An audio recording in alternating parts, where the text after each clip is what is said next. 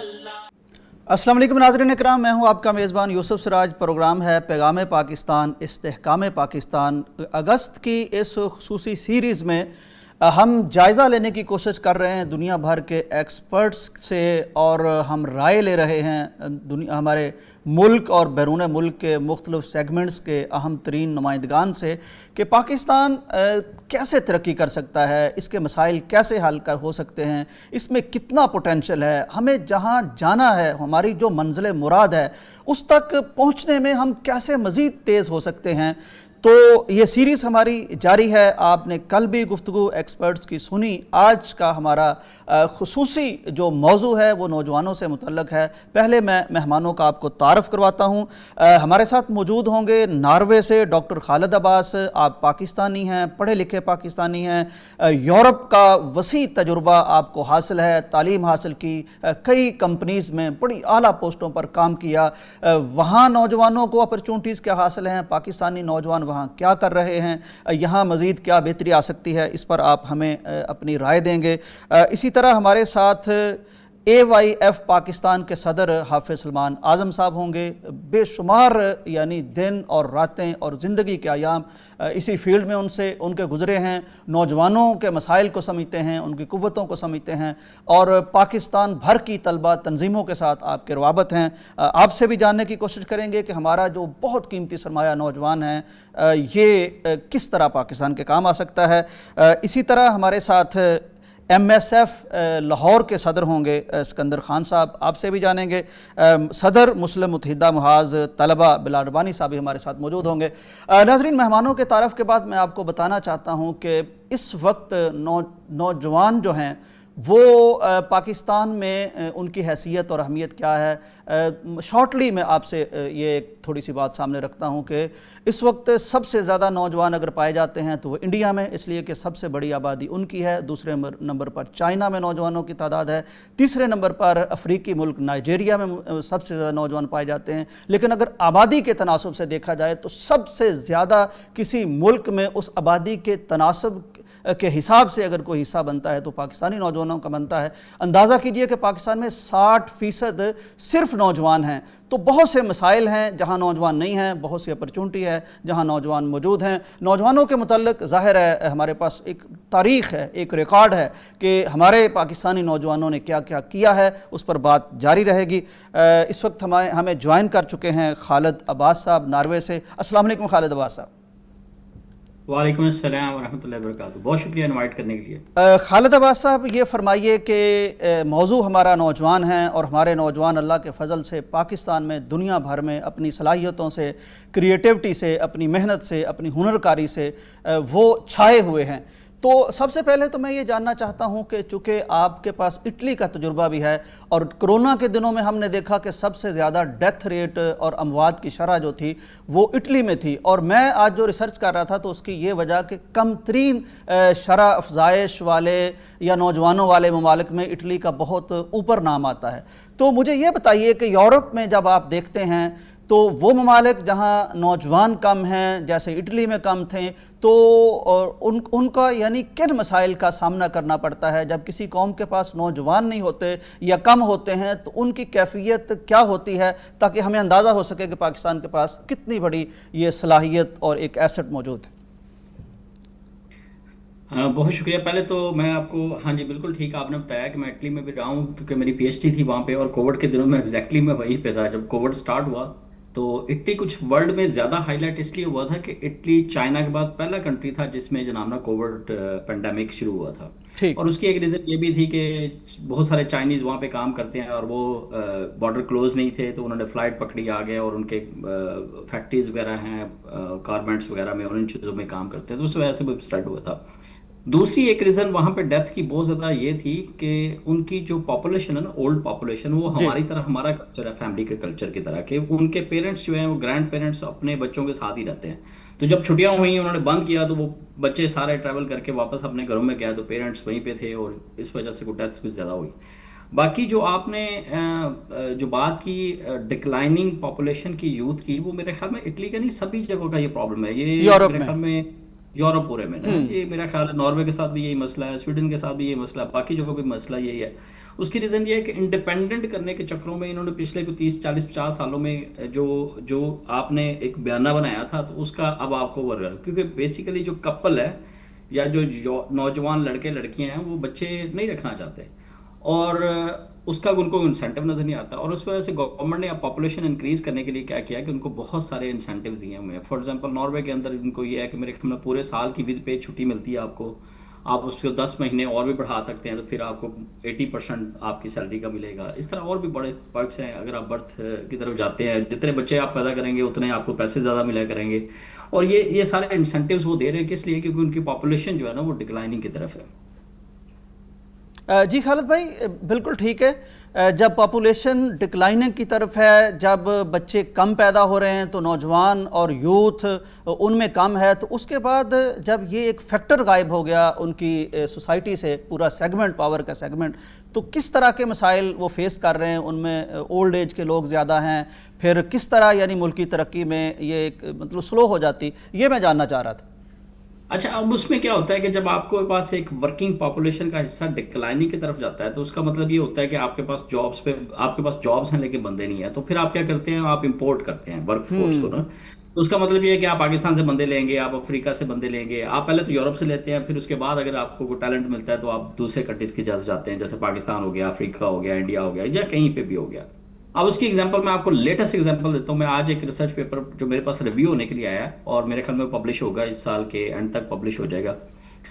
کسی سائنٹسٹ کا کن لوگوں نے اس پہ کام کیا، تو وہ اس پیپر کے اندر ایگزیکٹلی لکھا ہوا تھا کہ 4.1 ملین ورکر، میڈیکل پروفیشنلز کے جو ورکر ہیں ان کی شارٹیج ہے یورپ کے اندر بائی 2030. مطلب اس کا مطلب یہ ہے کہ 2026 میں ہم ہیں 2030 تک اگلے 4-5 سالوں میں ہمارے پاس جو ہے پورے یورپ کے اندر تقریباً 41 لاکھ ایسی ویکنسی ہوں گی اور اس میں ہمارے پاس بندے نہیں ہوں گے. اب یہ میڈیکل پروفیشنلز کی ایک بات ہو رہی ہے، اس کے اندر جو ہے وہ ڈاکٹرز بھی ہیں، لیب ٹیکنیشینز بھی ہیں، امیجنگ ایکسپرٹس بھی ہیں، فارماسسٹ بھی ہیں، اینڈ سو آن.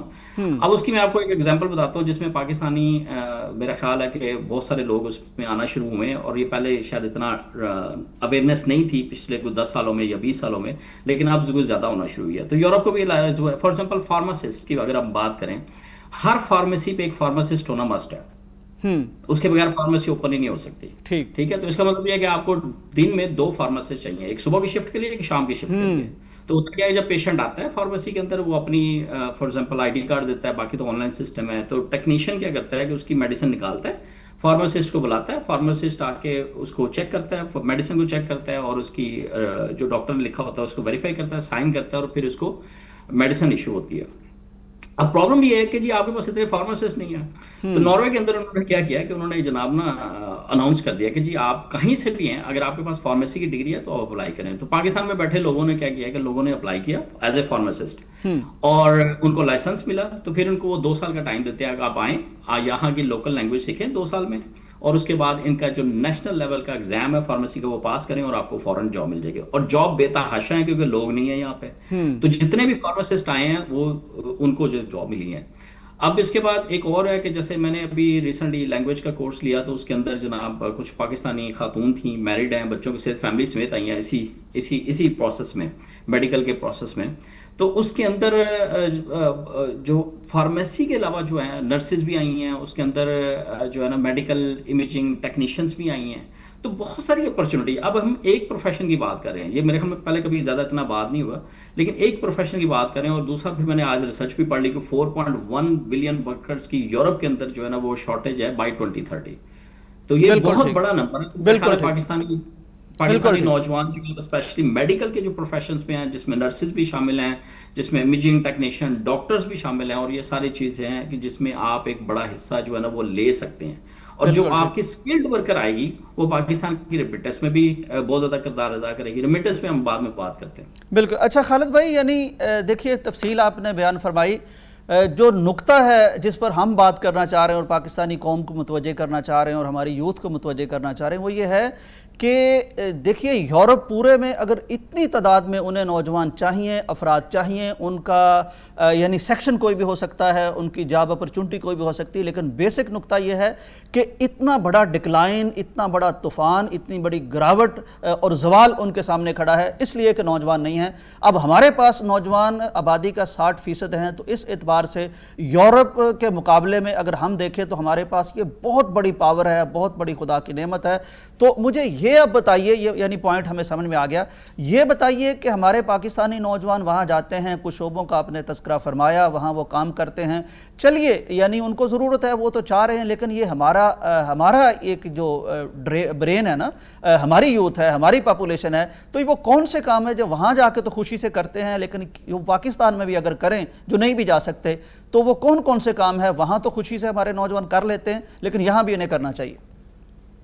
اچھا، یہ بڑا انٹرسٹنگ بات ہے۔ اس کی ریزن یہ ہے کہ یہ کام میں نے خود بھی کیے ہیں جو میں نے شاید پاکستان میں کبھی نہیں کی، شاید یقیناً کبھی نہیں کیے تھے۔ ٹھیک، اور میرا خیال جتنے بھی جو پروفیشنلز آتے ہیں یا اسٹوڈنٹس آتے ہیں تو وہ یہ سارے کام کرتے ہیں۔ تو پہلے تو میں آپ کو بتاتا ہوں کہ مجھے بہت ساری کیوریز آتی رہتی ہے، اور اس میں اسٹوڈنٹس کی بھی آتی ہیں، اس میں ینگ پروفیشنلس کی بھی آتی ہیں، اور اس میں سم ٹائم پیرنٹس کی بھی آتی ہیں۔ وہ جو پوچھتے ہیں کہ جی ہم اپنے بچوں کو کیسے باہر بھیجیں، تو میں ان سے بتاتا ہوں کہ بہت سارے طریقے ہیں باہر بھیجنے کے۔ فار ایگزامپل شادی کی بیس پہ بھیج سکتے ہیں، جاب کی بیس پہ بھیج سکتے ہیں، اسٹڈی کی بیس پہ بھیج سکتے ہیں، اور بھی اس طرح کے طریقے ہیں۔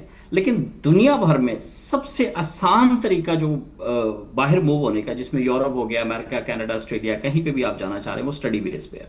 سب سے آسان طریقہ ہے، اور اس ٹھیک، کی بیس پہ یہ ہوتا ہے کہ آپ جو ہے نا وہ مطلب بیچلر میں، ماسٹرز میں، پی ایچ ڈی میں ایڈمیشن لیتے ہیں اور وہ چلے جاتے ہیں۔ اور میرے خیال میں یہ پاکستان کی کنٹری کے لیے اچھا بھی ہے ان اے وے، کہ اچھا اس طرح ہے کہ جو بچہ جو ہے وہ مطلب ٹرینڈ ہو رہا ہے باہر، فورن انسٹیٹیوٹ سے یا فورن یونیورسٹی سے ٹرینڈ ہو رہا ہے، تو مے بی اس کو پاکستان میں اپرچونیٹیز اتنی اچھی نہیں ملی تھی۔ دوسری بات یہ ہے کہ آپ جب فورن میں ٹرینڈ ہو گئے تو کسی نہ کسی سٹیج پہ پاکستان واپس آئیں گے، تو جب واپس آئیں گے تو پھر آپ اپنی جو یوتھ ہوگی، اپنی جو نیشن ہوگی، اس کے لیے کنٹریبیوٹ کریں گے۔ دوسری اس میں جو ریزن ہے نا، میرا خیال ہے کہ پاکستانیوں کو جو گورنمنٹ بھی اس میں کام کرتی ہے، اور وہ یہ ہے کہ ہماری جو اکانومی کا بڑا حصہ جو ہے نا وہ ریمیٹنس بیس ہے، اور وہ ہے 41 بلین ڈالر سے زیادہ ہے۔ میرے خیال میں فائنانشیل ایئر 2026 کے، یہ ڈان کے اوپر میں پڑھ رہا تھا کچھ دن، 41 billion dollar, not million, billion dollar 20 ہے، وہ ہم نے جو ہے نا برٹن سے لیا۔ اور ہماری جتنی بھی جو گورنمنٹس آتی ہیں نا، وہ یہ کرتی ہیں کہ جو ہے نا وہ مڈل ایج سے بات کرتی ہیں، جو لیبر میں بندے لے لیں، کیونکہ جتنے بندے جائیں گے وہ اپنی فیملی کو سپورٹ کرنے کے لیے پاکستان کو پیسہ بھیجیں گے، اور ریمیٹنس ملیں گے، ڈالرز ملیں گے آپ کو۔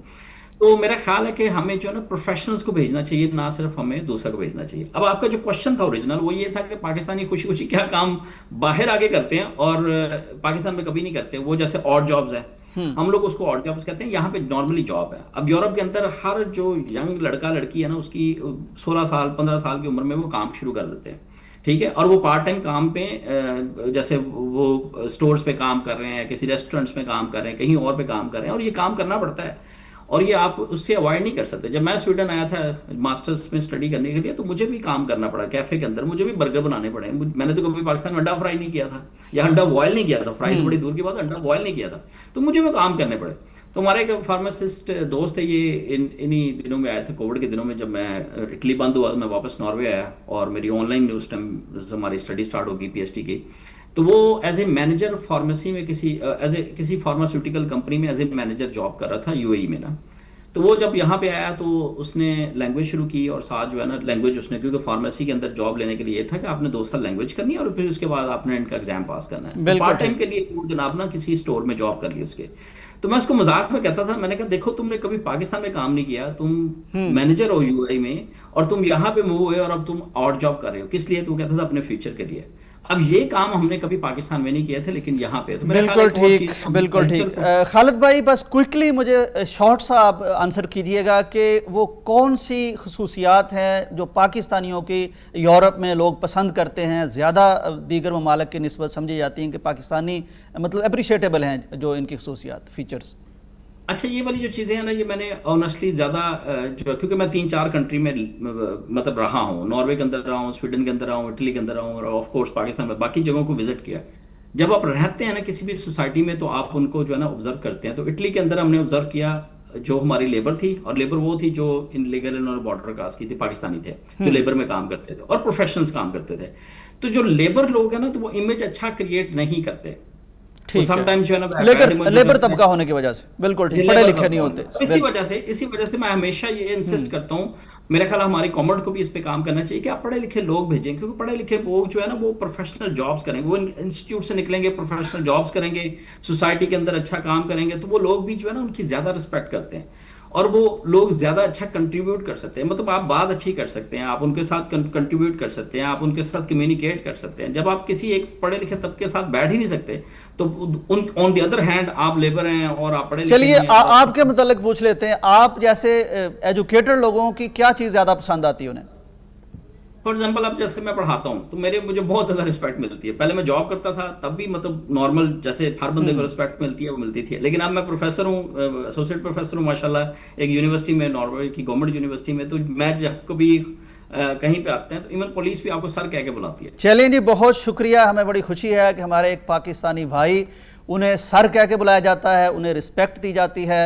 और नाजरीन, जो बेसिक हमारा पॉइंट था वो आपने जान लिया कि इस वक्त यूरोप को जितनी भी उसकी तरक्की हो, टेक्नोलॉजी में तरक्की हो, किसी और मामले में तरक्की हो, लेकिन जो डिक्लाइन और जवाल उसे फेस करना पड़ रहा है वो ये है कि उसके पास नौजवान ही नहीं है, उसके पास आइंदा कोई नस्ल ही नहीं है जो उसकी मशीनों पर खड़ी हो सके, जो उसकी डॉक्टर बन सके, जो उसके मुल्क को संभाल सके। पूरे यूरोप का ये हाल हमें नॉर्वे से सुना रहे थे खालिद अब्बास साहब, पाकिस्तानी हैं, वहाँ प्रोफेसर हैं और वहीं इल्म हासिल किया और वहाँ के मुतालिक हमें गाइड कर रहे थे।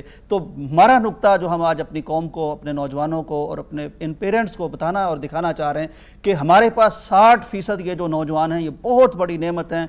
अगस्त हो, जून हो, जुलाई हो, ज़िंदगी का कोई सा मरहला हो, ये हमारी पावर हैं, ये हमारी कुव्वत हैं, इन्हें हमें पहचानना है, इन्हें ट्रेन करना है। और इस वक्त दुनिया में सबसे बड़ी हमारी कुव्वत और पावर यही है। ब्रेक का वक्त है, वापस आ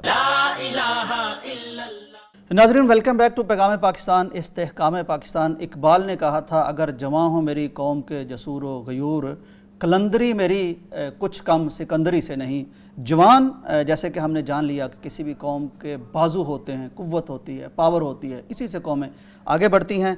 ब्रेक के बाद हमें ज्वाइन कर चुके हैं मुहतरम हाफिज़ सलमान अहमद साहब। ज़ाहिर है आप, मैंने आपको पहले भी बताया था कि वसी तजुर्बा रखते हैं तलबा महाज पर, तंजीमी एतबार से भी, और आप AYF पाकिस्तान के सदर हैं। हाफ़िज़ साहब, आपको खुश आमदीद, आप तशरीफ़ लाए, बहुत शुक्रिया। आपने याद फरमाया। हाफ़िज़ साहब, ये फरमाइए कि आपका बहुत तवील तजुर्बा है तलबा के साथ, स्टूडेंट्स के साथ, यूथ के साथ, और ख़ास तौर पर जब भी इस मुल्क व कौम पर कोई कौमी ज़रूरत पड़ती है, दीनी ज़रूरत पड़ती है, तो ये तलबा हैं जो निकलते हैं और अपनी कुव्वत का इजहार करते हैं, आवाज़ बुलंद करते हैं। तो इस हवाले से पाकिस्तानी कौम, वो जैसे इकबाल का मैंने शेर भी पढ़ा कि जसूर व गयूर, ये कितनी जसूर व गयूर है? बहुत शुक्रिया यूसुफ साहब, आपने याद किया। मैं बिल्कुल आज की अगर आपके सामने एक मिसाल पेश करूं तो इन दिनों आप जानते हैं कि लाहौर के जो हमारे सराउंडिंग एरियाज़ हैं वहाँ पे सैलाब आया हुआ है। बिल्कुल। मैं आज भी अपनी टीम के साथ वहाँ पे था, फ्राइडे को भी मैं उन इलाकों की विजिट के लिए गया। तो उसमें 90% जो लोग सर्व कर रहे हैं अहले वतन को मुसीबत के इस वक्त में, वो नौजवान हैं। वाह, ये बिल्कुल आज की इन दिनों की मिसाल है। और अगर आप पाकिस्तान की हिस्ट्री उठा के देख लें 1947 से लेके, तो आपको तहरीक पाकिस्तान से लेकर आज तक हर महाज पे, हर इशू पे जो पाकिस्तान की यूथ है वो फ्रंट लाइन पे नज़र आएगी।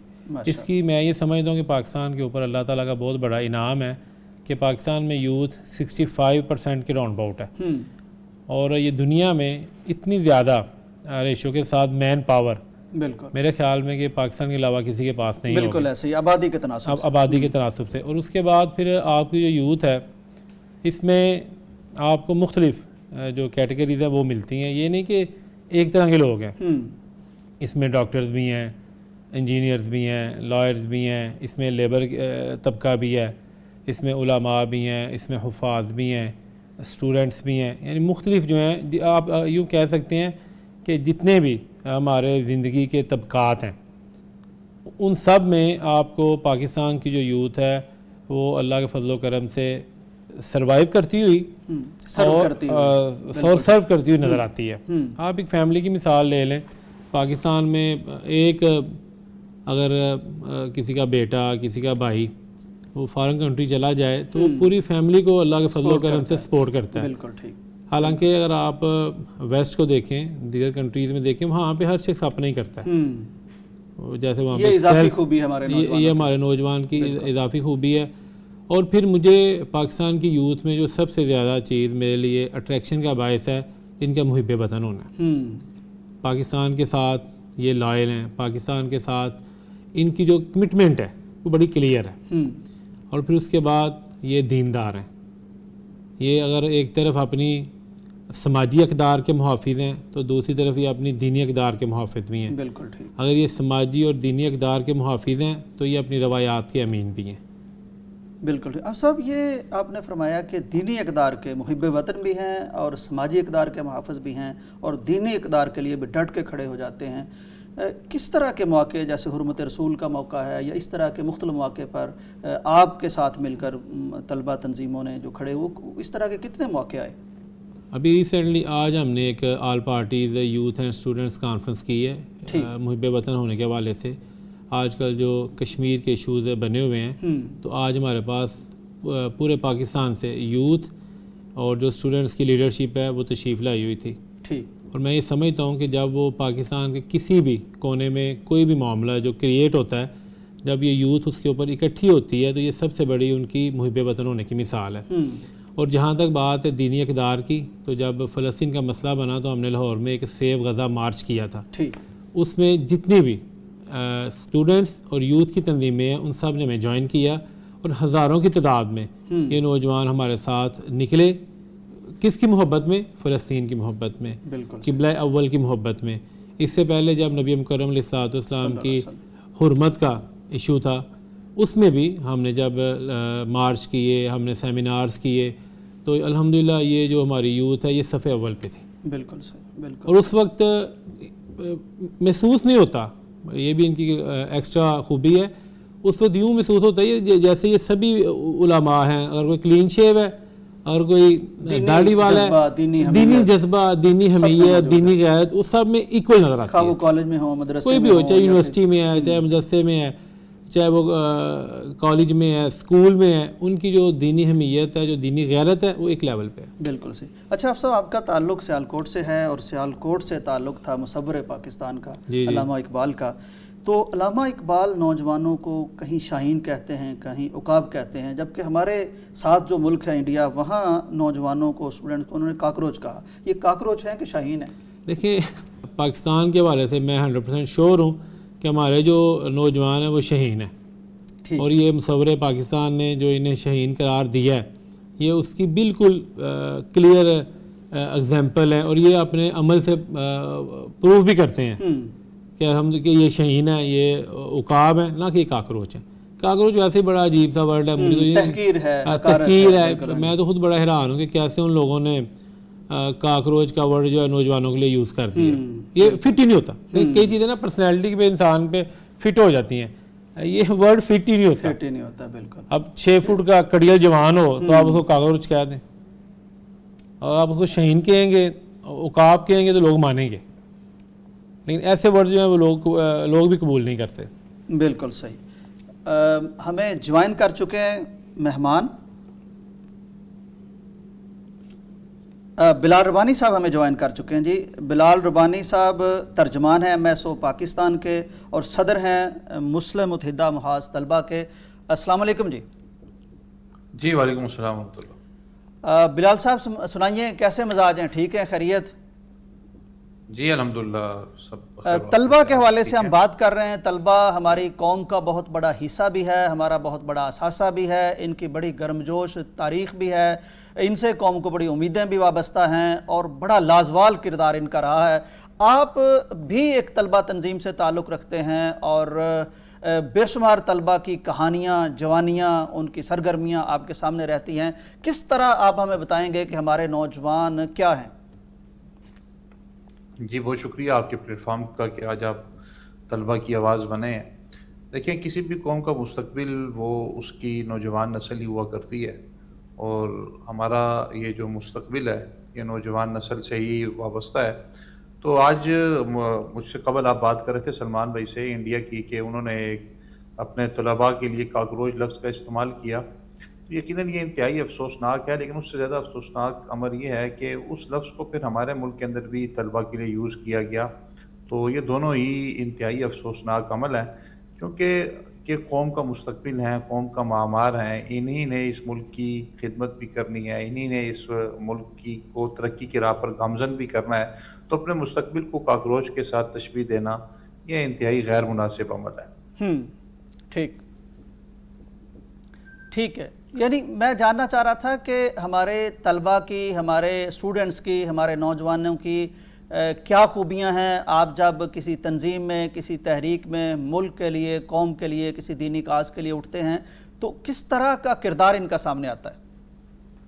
دیکھیں، ہمیشہ سے طلبہ کا کردار انتہائی روشن باب کی طرح ہے۔ آپ کسی بھی تحریک کو دیکھیں، آپ پاکستان کی آزادی کی تحریک کو دیکھیں، پھر آپ ختم نبوت کی تحریک کو دیکھیں، آپ ناموس صحابہ کی تحریک کو دیکھیں، اس کے علاوہ آپ پاکستان کے اندر جو مسائل ہیں، آپ ان جتنے مسائل کو دیکھیں گے اس کے اندر طلبہ نے اپنا بڑا ہی کلیدی کردار ادا کیا ہے۔ ہر دور کے اندر طلبہ کا کردار انتہائی نمایاں رہا ہے۔ ہم دیکھتے ہیں کہ پاکستان کے حصول کے لیے محمد علی جناح کے لیے جس نے فوج کا کردار ادا کیا ہے وہ اس دور کے طلبہ تھے، اور آج بھی یہ پاکستان کے اندر جو قوم کی ترقی کو کی راہ پر لے کر جانے والے لوگ ہیں وہ آج کا یہ طالب علم ہی ہے۔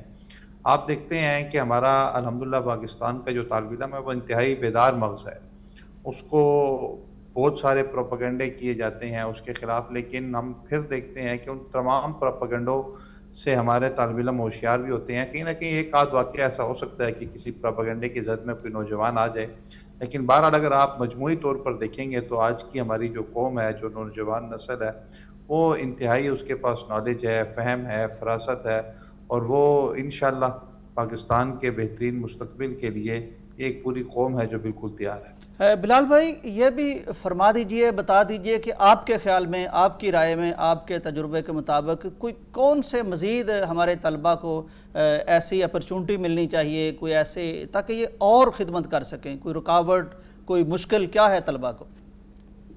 دیکھیں، جو اس ٹائم ہمارے ملک کے اندر رائج تعلیمی نظام ہے، اس کے اندر ہمارے طلباء کے لیے کوئی تربیت کا کوئی زیادہ آپ یہ نہیں کہہ سکتے کہ اس کے اندر طلباء کی تربیت کے لیے بھی کوئی بہت کچھ موجود ہو۔ ہم یہ سمجھتے ہیں کہ ایک تو طلباء کی تربیت کے لیے یونیورسٹی لیول پہ، کالج لیول پہ، اسکول کے لیول پر طلباء کی تربیت پہ بھی کام ہونا چاہیے۔ تعلیم کے ساتھ ساتھ جب تربیت پر کام ہوگا تو یہ چیزیں مزید نکھر کر سامنے آئے گی۔ ہم حضرات صحابہ کرام کی سیرت کو پڑھتے ہیں تو رسول اللہ اکرم صلی اللہ علیہ وسلم نے جہاں ان کو دارالارقم کے اندر سکھایا ہے، پڑھایا ہے، وہاں نبی اکرم صلی اللہ علیہ وسلم نے اس کو ایک بہترین قوم بنانے کے لیے حضرات صحابہ کرام کی ایسی تربیت کی ہے کہ وہ میرے اور آپ کے لیے آئیڈیل اور نمونہ ہے۔ تو میں یہ سمجھتا ہوں کہ آج کی قوم کو، ہماری قوم کو بتلانے کی ضرورت یہ ہے کہ اس کے آئیڈیلز کون ہیں، تاکہ وہ ان آئیڈیلز کو فالو کر کے کامیاب ہو سکیں، اور ہمارے سامنے جو بہترین آئیڈیل ذات ہیں وہ حضرات صحابہ کرام کی ذات ہے، کیونکہ تاریخ انسانی میں یہ ایک ایسی جماعت ہے جس کے لیے اللہ رب العزت نے خود رضا کا سرٹیفکیٹ جس کو عطا کیا ہے۔ تو میں یہ سمجھتا ہوں کہ ہمارے نصاب کے اندر حضرات صحابہ کرام کو ڈالا جائے نوجوان کی تربیت کے لیے، ان کے کردار کو جب وہ سامنے رکھ کر نوجوان آگے بڑھے گا تو یقیناً معاشرے کے اندر بہت کامیابیاں اور بہت کامرانیاں سمیٹے گا۔ بہت شکریہ جی۔ ہمیں بلال صاحب بتا رہے تھے کہ ہمارے نوجوان بیدار بھی ہیں، حمیت والے بھی ہیں، اور ہر تحریک کا ہراول دستہ بھی ہیں، لیکن ان کی تربیت کے لیے وہ ہمیں مزید کام کرنے کی ضرورت ہے۔ بہت شکریہ جی آپ کے وقت کا۔ حفص صاحب، تربیت کی بات ہو رہی ہے تو وقتاً یعنی بڑا اہم ایشو ہے۔ ظاہر ہے کہ حدیث کو اگر ہم دیکھیں تو اس نوجوانی میں اگر کوئی بات کرتا ہے تو عرش کا سایہ اسے ملتا ہے، پھر خاص طور پر نوجوانی کیسے گزاری اس کا تو سوال بھی ہونا ہے۔ آپ نے بینگ اے پریزیڈنٹ AYF، میں دیکھتا رہتا ہوں کہ تربیت کے حوالے سے کافی آپ سرگرم رہتے ہیں، لٹریچر چھاپتے ہیں، ورکشاپس کرتے ہیں، تو یہ فرمائیے کہ یہ تربیت کتنی ضروری ہے، کس طرح کی آپ تربیت کرتے ہیں اور اس کے رزلٹس پھر کیا نکلتے ہیں؟ دیکھیں جی، جو تربیت ہے، اس جہاں تک ضرورت کی بات ہے تو یہ تو میں سمجھتا ہوں کہ کمپلسری ہے۔ بالکل، جب تک آپ تربیت نہیں کریں گے اس کا مطلب یہ ہے کہ آپ نے صرف تھیوری پڑھائی ہے۔ پریکٹیکل جو ہے، تربیت اصل میں پریکٹیکل ہے۔ بالکل صحیح۔ جیسا کہ نبی مکرم علیہ الصلوۃ والسلام کی اگر ہم سیرت کو دیکھتے ہیں تو آپ صحابہ کرام کی تربیت کے بارے میں اتنے کانشیس تھے کہ جیسا کہ حدیث میں آتا ہے کہ نبی مکرم علیہ الصلوۃ والسلام مسجد نبوی میں تشریف لائے، آپ نے صحابہ کرام رضوان اللہ علیہ مجمعین کو نماز کیسے ادا کرنی ہے خود آپ نے سکھائی. بالکل صحیح. تو اسی چیز کو دیکھتے ہوئے اور بالخصوص جو اس وقت ہمارے حالات ہیں جس طرح سوشل میڈیا ہے یا الیکٹرانک میڈیا ہے، ان حالات میں ہم یہ سمجھتے ہیں کہ نوجوانوں کو، اگر آپ یہ چاہتے ہیں کہ یہ نوجوان جو ہیں یہ اپنے وطن کے لیے، اپنی فیملی کے لیے، والدین کے لیے سرمایہ حیات بنے، تو ان کی تربیت اشد ضرورت ہے. تو اس میں الحمدللہ ہم گاہے بگاہے ٹریننگ سیشنز ہیں الحمدللہ پورے پاکستان میں جدھر ہمارے یونٹس ہیں ادھر ہم ان کا انعقاد کرتے ہیں. اس میں صرف یہ نہیں کہ ہم ان کی دینی تربیت کرتے ہیں بلکہ عقائد، عبادات، معاملات، اخلاق، اور اس کے بعد آپ نے معاشرے میں کیسے رہنا ہے، آپ نے کیسے اٹھنا ہے، آپ نے کیسے بیٹھنا ہے، آپ کا جو اخلاق ہے وہ لوگوں کے ساتھ کیسا ہونا چاہیے. ان ساری جو یہ جتنے بھی یہ ٹاپکس ہیں الحمدللہ ان سب کے اوپر ہم مختلف جو اسپیکرز ہیں، مختلف جو اس فیلڈ کے ماہر لوگ ہیں ان کو ہم ہائر کرتے ہیں. پرسنالٹی ڈیولپمنٹ ہے، ٹائم مینجمنٹ ہے، تاکہ اگر ایسا نوجوان ہمارے ساتھ اٹیچ ہے جو اسکول گوئنگ ہے، کالج گوئنگ ہے، یونیورسٹی گوئنگ ہے، تو اس کو بھی اپنا جو ٹائم ہے اس کو پتہ ہوگا یار میں نے اپنا ٹائم ایسے مینیج کرنا ہے، میں نے اپنا ٹائم ویسٹ نہیں کرنا، تاکہ اس کی زندگی کا ہر لمحہ جو ہے وہ اس کے لیے نفع بخش ہو. بالکل صحیح. نہ کہ وہ اپنا ٹائم ویسٹ کرے. اور پھر میں یہ بھی سمجھتا ہوں کہ اس ٹائم جو ڈرگز ہیں آئے دن آپ تو ماشاءاللہ آپ کی تو فیلڈ ہے جی، یہ بہت بڑا ایشو ہے، دیمک کی طرح جو ہے وہ چاٹ رہی ہے، اور اس سے پھر یوسف بھائی پوری فیملیز ڈسٹرب ہو جاتی ہیں، کوئی شک نہیں، ان کے لیے وہ بارے جان بن جاتا ہے. تو اس میں بھی ہمارا جو فوکس ہوتا ہے کہ ہم نوجوانوں کو اس بارے میں اویئر کریں. بالکل صحیح. پھر ہمارے معاشرے میں اس ٹائم عدم برداشت کا رویہ جو ہے نا وہ بہت زیادہ پروموٹ ہو چکا ہے. آئے روز ہم پڑھتے ہیں، سنتے ہیں کہ جی باپ نے ڈانٹا تو خودکشی کر لی، ماں نے ڈانٹا بیٹی نے خودکشی کر لی، تو ہم اپنی امتحان میں پاس نہ ہو سکے، امتحان میں پاس نہیں ہوا. سوشل میڈیا پر بھی ہمیں عدم برداشت بہت نظر آتا ہے. سوشل میڈیا پہ بھی عدم برداشت کی تو انتہا ہو چکی ہے. ہم کسی کی بات کو سن کے یا پڑھ کے اس کے اوپر ہم سے صبر نہیں ہوتا، ہم چاہتے ہیں ہم اسی ٹائم اپنا جو ہے ریئیکشن وہ دے دیں. تو ہم اس چیز پہ بھی بڑا فوکس کر رہے ہیں کہ نوجوانوں کی کاؤنسلنگ کی جائے کہ یہ چیزیں آپ کے لیے، آپ کی پرسنالٹی کے لیے، آپ کی فیملی کے لیے، آپ کے وطن کے لیے اور آپ کے دین کے لیے بالکل بھی قابل قبول نہیں ہے. بالکل صحیح. اچھا اب صاحب یہ فرمائیے کہ نوجوانی کا جو ایک عالم ہوتا ہے وہ مطلب بڑا عجیب ہوتا ہے نا. جی یعنی گرم خون ہے، توانائی ہے، سوچیں ہیں، تجربہ ہے نہیں. تو کیسے فیزز طلبہ پہ آتے ہیں اور ان کو کیسے ہم ٹرین کر سکتے ہیں تاکہ وہ ڈی ٹریک نہ ہو سکیں؟ جیسے نا یعنی ابھی کچھ بات ہوئی بھی ہماری کہ وہ ڈرگز کی طرف چلے جاتے ہیں، عدم برداشت کی طرف چلے جاتے ہیں، جرائم کی طرف جا سکتے ہیں، وقت ضائع ہوتا ہے. تو اور کون سے یہ معاملات ہوتے ہیں؟ دیکھیں جیسا کہ نبی مکرم علیہ السلام کا فرمان گرامی ہے الرجل علی دین خلیلہ فلینظر احدکم من یخالل. بڑی اہم بات. دوست کے دین پہ ہوتا ہے. تو میں اکثر یہ بات کرتا ہوں کہ جب آپ اپنے لیے جو فرینڈ شپ کا سرکل ہے جب آپ اسے چوز کرتے ہیں تو آپ دیکھیں کہ یار آپ کا جو دوست ہے، جو آپ کا فرینڈ ہے، اس کی عادات کیا ہیں. بالکل. اور اس میں پھر ہماری ذمہ داری بھی بنتی ہے اگر ہمارے ساتھ اٹیچ کوئی نوجوان، آپ کے ساتھ اٹیچ کوئی نوجوان، کوئی دوست کسی ایسی مجلس کا حصہ بن رہا ہے جو اس کے لیے مفید نہیں ہے تو ہمیں اس کو اویئر کرنا چاہیے. میں آپ اپنی مثال دیتا ہوں. 2006 میں اللہ تعالیٰ نے مجھے موقع دیا تو میرا یونیورسٹی میں ایڈمیشن ہوا. میں یوسف صاحب پاکستان میں نہیں پڑھا ہوا تھا مدرسے سے، میری مکمل ایجوکیشن اسکول اور کالج کی تھی. وہاں پہ ہمارے ایک دوست تھے، وہ مجھے کہنے لگے کہ آپ نہیں یہاں پہ سروائیو کر سکتے، آپ واپس چلے جائیں. میں بڑا پریشان ہوا. ظاہر بیک گراؤنڈ مدرسے کا نہیں تھا تو آپ کالج سے گیا. پھر ادھر مکمل جو نظام تعلیم ہے وہ عربک میں ہے. ٹھیک. میں بڑا پریشان ہوا کہ میرے تو والدین کی بڑی امنگیں ہیں، وہ تو بڑے میرے بارے میں پر امید ہیں، تو میں کیا منہ دکھاؤں گا. تو ڈاکٹر عبدالرشید اظہر رحمہ اللہ بڑے ویل نون اسکالر تھے. بالکل کوئی شک. تو بہت بڑے اسکالر تھے اور وہ بڑے نا آپ کہہ لیں کہ نبض شناس تھے. ہاں نہیں، بڑے عبقری آدمی تھے، ذہین تھے، حاضر جواب تھے. انہی دنوں وہ عمرہ پہ تشریف لائے. میں انہیں مسجد نبوی میں باب ملک، مجھے آج بھی یاد ہے، وہ باب ملک فہد کے اندر والے سائڈ پہ تشریف فرما تھے. میں انہیں جا کے ملا تو میں نے بتایا کہ میں بڑا پریشان ہوں، یہ معاملہ ہے. کہتے ہیں یہ کون سا مسئلہ ہے؟ اچھا. میں ادھر اتنے دن ہوں، غالباً ایک ماہ کا ان کا اسٹے تھا. کہتے ہیں یہ کون سا مسئلہ ہے، آپ ڈیلی آ جائے گا اس ٹائم میں آپ کو ابتدائی کتابیں پڑھا دوں گا اور آج کے بعد اور مجھے یہ شرف ہے کہ الحمدللہ میں نے ابتدائی کتابیں جو تھیں صرف و نحو کی مسجد نبوی میں بیٹھ کے ان سے میں نے پڑھی. اور میں جو بات کرنا چاہ رہا ہوں مجھے کہنے لگے خبردار آج کے بعد آپ نے ایسے کسی بندے کے پاس نہیں بیٹھنا جو آپ کو نا امیدی کا راستہ دکھائے. بڑی اہم بات. یعنی آج کی یوتھ کو ایسی مجلس اختیار ہی نہیں کرنی چاہیے جو ان کی امید کو توڑ دے. بالکل صحیح. پیوستہ رہے شجر سے امیدیں باہر رکھ. بڑی اہم بات ہے جی ماشاءاللہ. آپ نے بہت خوبصورت واقعہ بھی سنایا اور بڑے اہم یعنی پوائنٹ پر آپ نے بات بھی کی, اس کو پوائنٹ آؤٹ بھی کیا کہ ہمارے نوجوانوں کی صحبت کیسی ہے, مجلس کیسی ہے, دوستی کیسی ہے. کہیں ایسا نہ ہو کہ یہ جو ہیرے ہیں اور ان میں جو انرجی ہے, جو قوت ہے, ان کو یا تو کوئی ٹریک کر دے یا پھر مایوس کر دے. بالکل صحیح, بڑی اہم.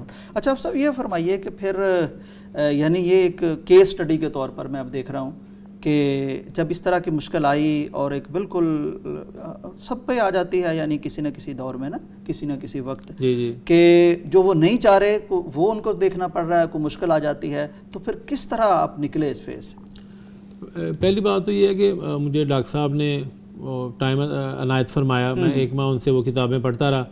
اس کے بعد پھر جیسے کہ انہوں نے مجھے نصیحت فرمائی کہ آپ نے ایسے کسی بندے کے سرکل سے اٹیچ نہیں ہونا جو آپ کو نا امید کرے, جو آپ کی امید کو توڑ دے. پھر میں نے ایسے دوستوں کا انتخاب کیا جنہوں نے ہمیشہ مجھے بوسٹ کیا, جنہوں نے ہمیشہ میری جو امید ہے جنہوں نے وہ بڑھائی, جنہوں نے ہمیشہ مجھے پش اپ کیا کہ یار یہ کون سا مشکل کام ہے, آپ نے کرنا ہے. بالکل صحیح. اور جب آپ کو ایسے دوست مل جائیں, اور میں سمجھتا ہوں کہ میں اس معاملے میں بڑا لکی ہوں کہ مجھے اللہ تعالیٰ نے چھوٹی عمر میں اپنے سے بڑی عمر کے سمجھدار مشفق جو حضرات تھے وہ عطا کیے, جس کی وجہ سے یہ 2-3 ایسے بندے جو تھے وہ میرے پہ اثر انداز نہ ہو سکے, جن کی وجہ سے میں بھی ٹری ٹریک ہو جاتا.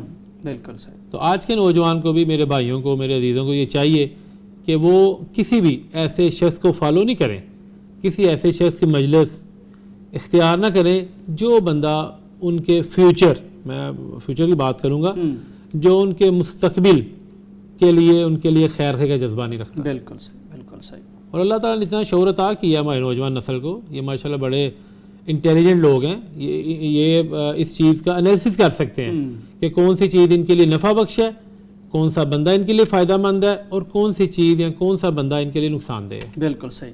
ناظرین, بڑا اہم ایشو ہے ہمارے نوجوانوں کا کہ ان کے دوست کون سے ہونے چاہیے. میں آپ کو یہ بھی یہاں یاد دلاتا چلوں کہ دوست آج کل فزیکل انسان ہی نہیں ہیں, دوست ہمارے موبائلز بھی ہیں, دوست گیجٹس بھی ہیں, دوست سوشل میڈیا بھی ہے.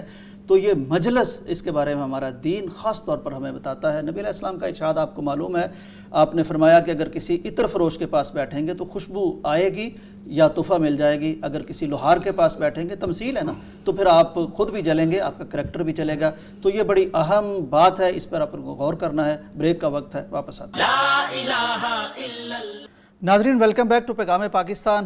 ناظرین, اگر ہم ہسٹری دیکھیں, مسلم ہسٹری دیکھ لیں یا دنیا کی ورلڈ ہسٹری دیکھ لیں, تو نوجوان ہمیں تاریخ کا دھارا بدلتے ہوئے نظر آتے ہیں.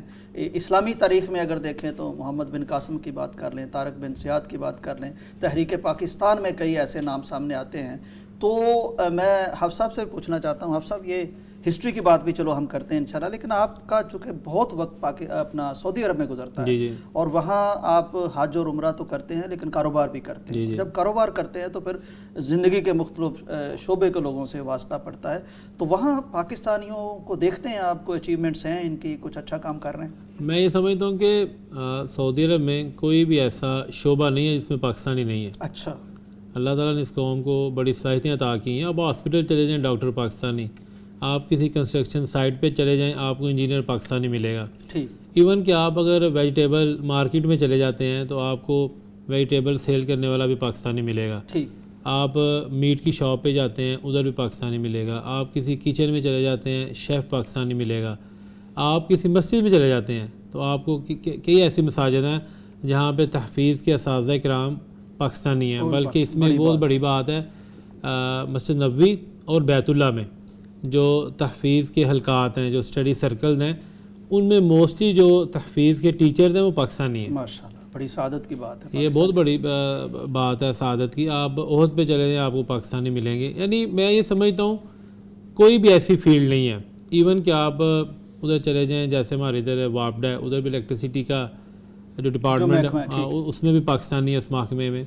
یعنی کہ کوئی بھی ایسی فیلڈ نہیں ہے جس میں پاکستانیوں کا کنٹریبیوشن نہیں ہے. آپ پی ایچ ڈی سے لے کے پرائمری تک آ جائیں, آپ ڈاکٹر سے لے کے لیبر تک آ جائیں, آپ انجینئر سے لے کے مزدور تک آ جائیں, آپ کو ہر فیلڈ میں پاکستانی الحمدللہ پاکستان کا نام روشن کرتے ہوئے نظر آئیں گے. بالکل. آپ بزنس کمیونٹی کو لے لیں, ابھی جب سے سعودی عرب نے انویسٹر ویزے کا اجرا کیا ہے تو آپ کو بہت بڑی تعداد میں پاکستانی بزنس مین اب وہاں پہ الحمدللہ اپنا جو بزنس ہے اسے رن کرتے ہوئے نظر آ رہے ہیں. بالکل صحیح. اچھا آپ صاحب, پاکستان کے اور سعودیہ کے اور مدینہ یونیورسٹی کی جب ہم بات کر رہے ہیں تو ایک بہت بڑا نوجوان, بہت بڑی جو عظیم شخصیت بنا اور پورے عالم اسلام پر جس کے اثرات مرتب ہوئے, اس کی خطابت کے, اس کی تحریر کے, تصنیف کے, سیاست کے, سوچ کے, علامہ احسان علیہ. جی جی.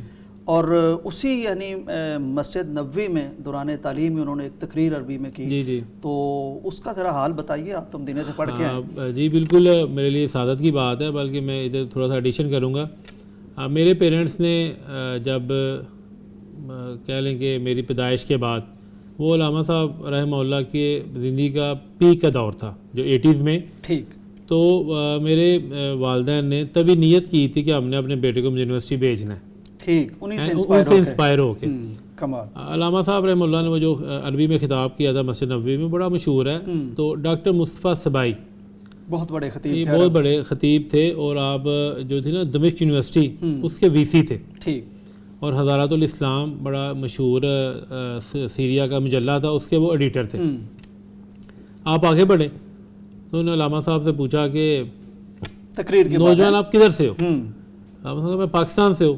تو انہوں نے بڑا کمال کا جملہ کہا, پاکستانی ایسے ہی با کمال ہوتے ہیں. اللہ اکبر, یہ بہت بڑی بات ہے پاکستانی نوجوان کے لیے, ایسے بندے سے جسے عرب بہت بڑا خطیب مانتے تھے. پھر خود ڈاکٹر مصطفیٰ سبائی نے علامہ صاحب سے کہا کہ مجھے لوگ کہتے ہیں کہ میں عرب کا بہت بڑا خطیب ہوں, لیکن آپ مجھ سے بڑے خطیب. واہ, بہت بڑا خراج تحسین. اور ان کی ایک تقریر جو یہاں مینار پاکستان میں ہوئی, جی جی بالکل, پہلی تقریر, شورج کشمیری جیسا بڑا خطیب, ایک ہی تقریر نوجوان کو جانتے بھی نہیں تھے, کہنے لگے آج کے بعد آپ خطابت چھوڑ بھی دیں تو آپ اردو تاریخ کی خطابت آپ کے ذکر کے بغیر مکمل. اور آپ یہ دیکھیں نا کہ مینار پاکستان جدھر علامہ صاحب نے وہ تقریر کی تھی, وہ دیکھیں ایک ہوتا ہے نئی جگہ پہ آنا, اس سے پہلے کوئی بڑا بندہ نہ آیا ہونا ایزی ہوتا ہے, لیکن وہ جس جگہ پہ تقریر ہوئی وہ سید محمد داؤد غزنوی رحمہ اللہ کی جگہ تھی, جنہیں بر صغیر کے لوگ, بڑی مسند تھی, بہت بڑی مسند تھی وہ. بالکل ٹھیک. اس پہ علامہ صاحب نے وہ جو, اور پھر دیکھیں آپ 80s کی اگر آپ کو یوتھ کو دیکھیں تو وہ علامہ صاحب سے انسپائر تھی. اس کی وجہ کیا تھی؟ ان کا جرأت مندانہ انقلاب کھڑا کر دیا, ان کی جرأت, ان کی غیرت, ان کی حمیت, بلکہ ان کی پرسنالٹی ہمارے لیے یہ درس ہے کہ اگر بندے کے اندر خوبیاں ہو تو اسے خاموش ہو کے نہیں بیٹھنا چاہیے, ان کا اظہار کرنا چاہیے, قوم کے لیے بالکل پیش کرنا چاہیے. اچھا صاحب, اگر ہم پاکستانی نوجوانوں کی بات کریں تو کرنل شیر خان, میجر عزیز بھٹی, یعنی اس طرح کے لوگ, یہ بھی تو نوجوان ہیں نا جو وطن کے لیے یوں کھڑے ہوتے ہیں. کرنل شیر خان تو وہ نوجوان تھے کہ انڈین آرمی سے لڑے اتنا لڑے, انہوں نے کہا پتہ نہیں کتنے ہمارے مقابلے میں ہیں. وہ سمجھ اوپر پوری بٹالین ہے, حالانکہ وہ بٹالین نہیں تھی, اکیلا شیر خان تھا, اور اسم با مسمہ. بالکل صحیح. وہ ماں باپ نے شیر نام رکھا, اس شیر نے پھر بتا دیا کہ میں واقعی شیر ہوں. اور میجر عزیز بھٹی کا ہم جب پڑھتے ہیں یوسف صاحب تو دیکھیں جو ان کے ساتھ فوجی تھے, انہوں نے کہا کہ سر آپ آگے نہ جائیں. نہیں, میں پہلی صفوں میں جو فرنٹ کے مورچے ہیں میں ادھر جا کے اپنے وطن کا دفاع کرنا چاہتا ہوں. اور اسی فرنٹ کے جب مورچوں پہ گئے, وطن کا دفاع کیا, پھر جامع شہادت نوش کر گئے. ابھی آپ نے محمد بن قاسم کی بات کی, 17 برس کا نوجوان, اللہ اکبر, جس نے مسلمانوں کے لیے بر صغیر میں بالخصوص آمد کے راستے کو کھولا. بالکل صحیح.